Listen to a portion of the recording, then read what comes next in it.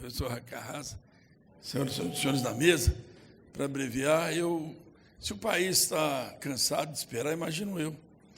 Eu que sou economista, formado, me tornei colega do Guedes em 71, na faculdade, lá no sistema de bolsa da 8º andar das Ciências Econômicas, fomos companheiros ali daquele importante sistema de formação de alunos de tempo integral, hoje ministro. Eu fui constituinte e participei na Constituinte, estava lá o Flávio Rocha, mas eu era da Comissão de Sistema Tributário e Orçamento, ele era de outras comissões. Eu sofri aquilo, achava que estava fazendo uma grande reforma ao transformar o ICM em ICMS e incorporar os impostos únicos na base de cálculo para fortalecer os estados e também outras medidas de fortalecimento dos municípios. Depois acompanhei todas as tentativas de reforma, fui da comissão do Mussa, ali do Germano, eu era deputado federal. Eu, em 2003, fui relator da reforma tributária apresentada pelo início do governo Lula. Foi uma experiência interessante, porque depois de tanta frustração, eu aprendi que a pior reforma é a reforma não feita. E que a maneira mais fácil de chegar na reforma não feita é querer fazer uma reforma brusca. A reforma simples no futuro e altamente complexa, cheia de problemas no presente. A reforma é como um transporte lento, é como um avião, é como um avião caça. Ele vai em alta velocidade, mas os movimentos são lentos para fazer efeitos largos a médio prazo. E, por isso, foi a única vez que nós conseguimos. Eu me lembro, professor Carrasa, você me comparando com Leônidas de Freitas, um grande craque, talvez um dos maiores que o Brasil já teve, mas que não foi campeão. É homenageado, é bacana, mas não fez. Não fez a história de ganhar uma Copa, não levantou a taça. Eu me senti inteiramente contemplado com a análise que o senhor fez. Porque eu também, ao compreender isso, nós fizemos em 2003 uma reforma completa, de A a Z, na Câmara, num tempo muito curto. Recebemos em março, entregamos para o Senado no final de setembro, início de outubro. 6 meses, talvez 7. Para ele, em 3, ele que tinha acompanhado todas as discussões, devia apresentar uma reforma que tinha tudo, de A a Z. A mudança do ICMS, tudo estava lá, tudo. Depois posso falar sobre isso. Mas tinha um IVA no nosso caminho. O Senado entendeu que era pouco. Tinha que ter um IVA. Tinha que ter um IVA. Aquela mudança apenas do ICMS, que era unificar o ICMS, ter 5 alíquotas, ter uma legislação única e não dezenas de alíquotas, não ter RETs em lugar nenhum, isso era pouco. Tinha um IVA, essa pedra no caminho, que fez com que ele fatiasse. Não foi ruim, não. Foi ruim, não. Criamos o super simples, uma série de medidas. Não foi a desoneração das exportações apenas. Essas vieram do governo. O que nós fizemos foi as regras de compensação dos créditos que ficavam micados nos estados, porque o objetivo era estimular a produção, era não deixar esse entulho tributário em cima do exportador, que eram os créditos tributários não honrados. Não era para pagar aquilo que deixou de cobrar, como muita gente pensa que existe. Não, leia a Constituição, que lá está, no artigo 91 da DCT.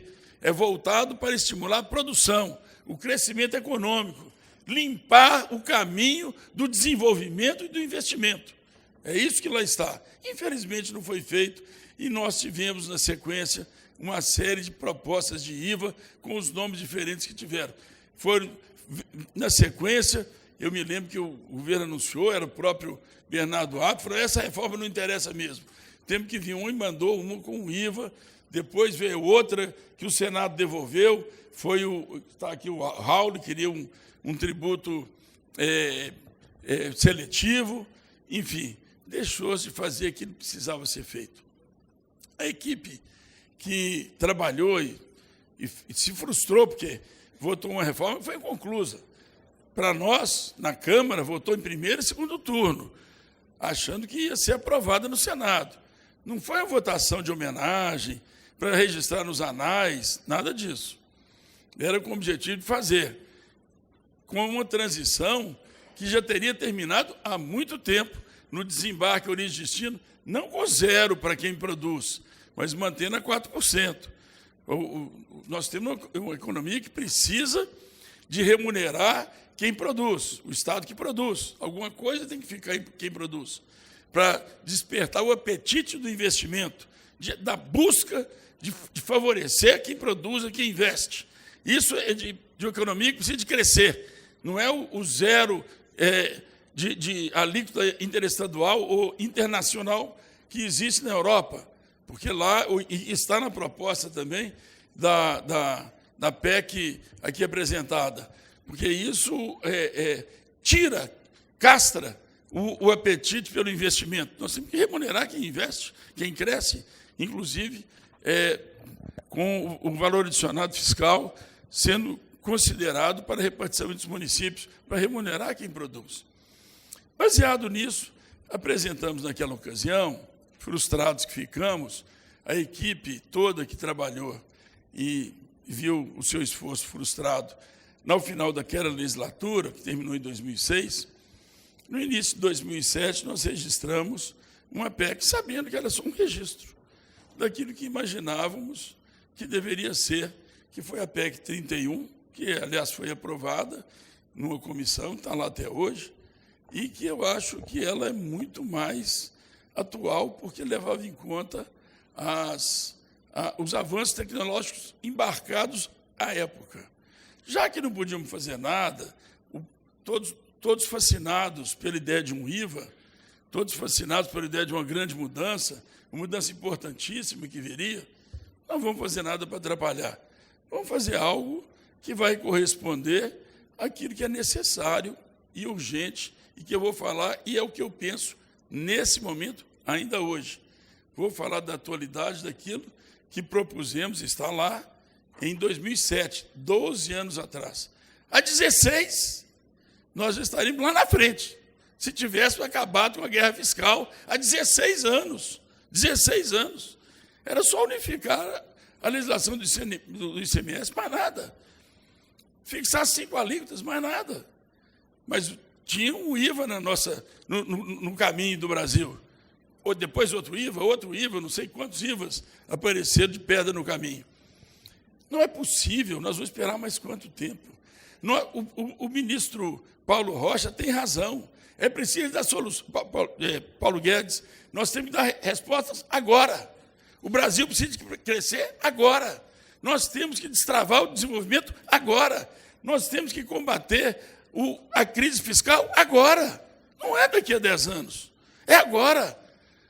Em 67, 87, quando cheguei na Constituinte, o PIB do Brasil era o dobro da China. Hoje o da China é 8 vezes o do Brasil. O PIB per capita do Brasil era o dobro do PIB per capita do Chile. Hoje o PIB per capita do Chile é o dobro do PIB per capita do Brasil. Eu não quero o modelo chinês, que eu quero também os benefícios sociais, mas eu não quero também ficar com a paralisia que ficamos.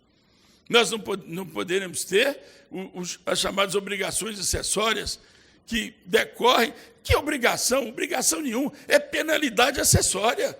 Gastar 2% da produção para fazer o seu próprio planejamento tributário, ainda gastar e ter multa. Multa. E depois ainda ter crédito tributário não absorvido. Isso não é obrigação acessória, isso é penalidade acessória. Isso é uma crueldade acessória. Isso tem que acabar, e acabar agora. Não é depois, não. Vamos aplicar agora as medidas simples que preconizamos para um registro e que continuo defendendo. Vamos ser chamados a vir aqui nesse momento. Nós podemos fazer um sistema de integração tributária. Isso nós precisamos de fazer. Ter a uniformização, apenas a uniformização, não quero mudar nada. Tirar capacidade de Estado nenhum, mexer no Pacto Federativo nenhum. Mas o ICMS tem que ter uniformização de normas e um sistema de integração absoluto. Quem é como para o contribuinte, como se um IVA fosse. Isso era em 2007, gente. Hoje tem esses aplicativos que você bota lá tudo, você diz para onde você quer ir, de onde você está, ele te dá o roteiro. E temos que ter uma integração tributária absoluta para você ter a absorção de todos os seus créditos, ter lançamentos únicos no sistema único. E também, aí eu não tenho tempo, mas já preconizávamos naquela época a existência de uma contribuição previdenciária substitutiva que gerasse crédito e fosse inteiramente para substituir essa contribuição tóxica que recai sobre a folha e que impede o crescimento, que impede o desenvolvimento das empresas. Nós temos que substituir, não aumentar 1 centavo na carga, mas substituir um tributo tóxico, que é a contribuição sobre a folha, substituí-la por uma contribuição saudável e não cumulativa, que seria uma contribuição previdenciária, inclusive para financiar de uma maneira segura a transição para o sistema de repartição para o sistema de contribuição, porque, do contrário, haverá um gap insustentável para o contribuinte daqui a uma década ou um pouco mais. Portanto, defendo que nós devemos ter uma discussão prática, objetiva, imediata e, sobretudo, viável, para fazer agora aquilo que o Brasil deixou de fazer no passado.